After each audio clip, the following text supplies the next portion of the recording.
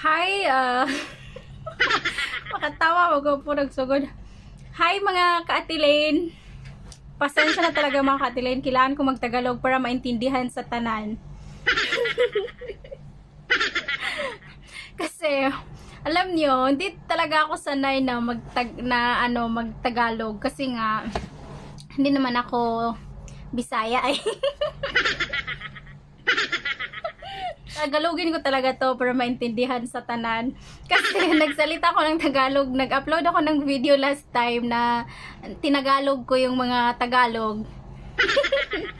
Tumawa yung isa kasi hindi daw bagay sa akin na magsalita na magtagalog na, alam mo yun, yung hindi bagay sa akin yung magsalita na wala sa camera. So, gusto ko ipakita sa inyo yung magsalita ako ng magtagalog talaga, okay? Pasensya na sa mga Tagalog ko kasi hindi naman talaga ako Bisaya eh. Ngayon, ang video ito ay ituturo ko sa inyo kung ano ang mga bagay na dapat gawin ng isang babae o ng isang lalaki para mabaliw sa'yo ang babae. Merong nag-request kasi sa akon. Ano daw yung mga timailhan sa atin na kung ano ang kuan.